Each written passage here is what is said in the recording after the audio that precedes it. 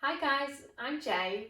I'm going to give you some tips on planking because planking is an exercise that's used in many Pilates classes. So an example of a plank, in my opinion, this is a plank. So the challenge of a plank is to stabilise the spine in neutral against the downwards challenge of gravity. So here, gravity is trying to sink me like that, but you've got to lift up against that. So this is a plank, and this is one of the kindest variations of a plank. We've then got legs straight, and arguably for me, the most challenging version of a plank is coming down onto the elbows. Okay, so all of those postures have the same goal in common, and that's to stabilise the neutral position of the spine, and that requires strength through the upper body. The abdominals have to be able to hold the spine, and also you've got to use the lower body to assist in stabilising the pelvis and the lower body when you're doing those movements. So a successful plank relies on the coordination of all those things, and why a person finds a plank difficult is individual to them. So you might have the strength in the abdominals to be able to hold the spine, but if you don't have the stability through the shoulders or the strength through the upper body, you might find the plank difficult. It might be a flexibility factor. If somebody is really tight through the hip flexors inhibit a person using the abdominals, and then it's hard to stabilise through the lower spine. Okay, so we're just going to have a look at a few exercises that help you identify yourself as to what your challenge is with your planking work. Okay, so one of the exercises that I give a client when I am getting to know their body is, can a person use their abs to hold their spine in neutral against the weight of their own limbs?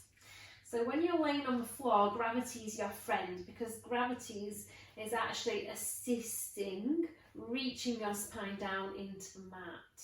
So that's really comfortable to do when the arms and the legs are on the floor. So we're going to start to put weight through the spine and just see if the abdominals can hold the spine in neutral here. So you're just checking, guys, that the three bones of the front of the pelvis are level with one another, so your pelvis is in neutral, your rib cage should be contacting the mat, and your eye gaze should be forwards. And deepen your points of contact with the floor now. So just try and feel that you're reaching the back of the pelvis, the rib cage, into the mat. As though you're laying in a bed of sand and you're trying to imprint your back body into a bed of sand. So that downwards energy is the energy that engages the abdominals. The abdominals hold the spine. So once you get a feel for that, you're going to lift one leg up. So when you lift one leg up, you're loading the torso. You're putting more weight through the muscles of the torso and all the bones in the torso. So therefore it takes more strength for the abdominals now to hold the spine. So your challenge is, can you hold that neutral against this much weight? And if the answer to that is yes, when you bring that second leg up, okay, and still ask yourself the same question. So if your two legs lift and your back arches away from the floor and you can't do anything about it, it just suggests that your abdominals aren't ready to hold. Okay, so you would practice lifting one leg up and just focus on deepening that back body into the ribs, and to make that more challenging, you could do some leg extensions. When that leg reaches further away from you, your abs are further challenged to hold the spine, and over time, as you build more control in those abdominals to hold, then see if you can bring that second leg up. So if you can hold your spine in neutral against the weight of your two legs, we're going to challenge it more. So start with toe taps, one foot reaching down, and then bringing that leg up, and then changing sides. So as one foot reaches away from you, the further that leg reaches away from you, the more load you're putting through the torso. So the more challenged the abdominals are going to be to hold the spine. Your only question you should be asking yourself right now is, can you keep that spine in neutral? Because if you can't, that just means your abdominals aren't ready to hold, and if they can't hold the spine here against the weight of your own limbs, you're going to be really challenged to hold your spine in neutral against the downwards challenge of gravity when you're planking. Okay, so can you hold your spine in neutral? And then building up to two legs and not one. Okay, so we're doubling the weight now going through the torso, and then as we get really controlled with that, start to add the arms. So the more limbs we take away from the centre of the body, the more challenging your abdominals are going to be to hold. So if I've got a client and they can really stabilise their spine in neutral against the weight of the arms and the legs, and straight legs are heavier than bent legs, then I know it's not an abdominal reason why a person finds the plank difficult. Okay, so that's a nice test really to see if your abs are ready to hold your spine, because if you can't hold your spine when you're laying on the floor against loads, it's going to be a massive challenge in that plank position. So another factor a person might struggle with when planking is shoulder stability. So an exercise I then look at with my clients is the sternum drop. So the sternum drop, your sternum is your chest bone. So you want to be on your hands, so in quadruped, in neutral spine, shoulders down away from the ears, and you're just allowing your chest bone to lower down to the floor so your shoulder blades retract, and then you're lifting your chest bone up so your shoulder blades protract. So just trying to get that nice gliding of your scapulas, your shoulder blades on the rib cage. So you're just getting a feel for sinking and then getting a feel for lifting. Now it's that lifting phase I want you to focus on, because that's the phase that activates your shoulder stabilizer. So we're really working and activating the serratus anterior muscles every time we lift up from the floor. And when we activate those shoulder stabilizers, they take a lot of weight out of the upper body. So you're reducing the weight going through the wrists, the elbows, the shoulders and the rib cage just by keeping that lift. As soon as you start to sink and we retract the scapula, then you're just hanging out into your chest. You've got lots of pressure through the ribs here, through the front of the shoulder. So we really need to be able to be strong in that lifted position. Okay, so if it's a challenge for you to even part your shoulder blades, okay, then you need to stay with this movement and work on it. Now, if you find that every time you lift up, your shoulders are lifted up, that's a different shoulder action. So you've got to be able to do the lift with the shoulders staying down away from the ears. So ask yourself, can you feel those lats are engaged? Your armpits are still reaching into your waist every time you lift up.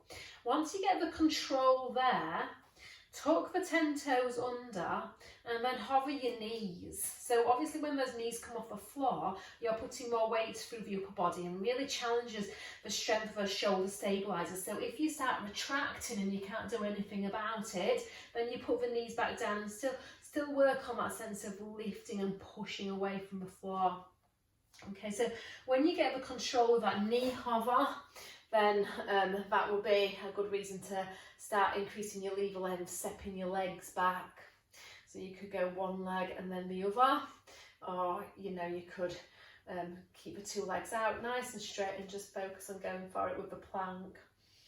Okay, so we've looked at assessing if the abdominals can hold the spine in neutral against load. We've looked at shoulder stability. Another issue that people have with planking is wrists. So if it's really difficult to be on your hands, which I call the high plank position, then you've got the option of coming down onto your elbows. Okay, so I'm going to talk to you about the difference between a high plank and a low plank. So if you come down to your elbows and then step the legs into full plank, if you look at my body angle here, so my body is now parallel with the floor in a nice horizontal position where my head is the same height as my pelvis. So just look at that body angle, and then look what happens when I push up onto my hands and I straighten the legs. Okay, look at that body angle. So my head is now higher than my pelvis. Okay, so the difference between the two, this is harder because the challenge of gravity on the torso is greater here than it is when I'm up here. So up here, I'm taking a little bit more weight into my feet, whereas here, that weight is more towards the pelvic area, right through the centre of the body. Okay, so it takes more abdominal strength to be on the elbows than it does to be on the wrists. So just be aware of that. So if you do have wrist issues and you need to be on the elbows, it's going to really challenge your abs more to hold the spine. It's going to take more strength to do that, just because the challenge of gravity is greater when your body is more horizontal with the floor. So hopefully that makes sense. Okay, so another issue people get, if somebody is really tight in their hip flexors at the front of the hip, that can inhibit you from using the abdominals. So when you're in a plank position, we need to be able to do what is called a pelvic tilt.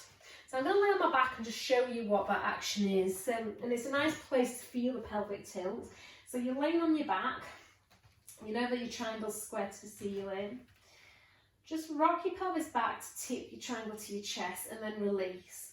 When you rock your pelvis back, you should feel that your lower back rounds into the mat.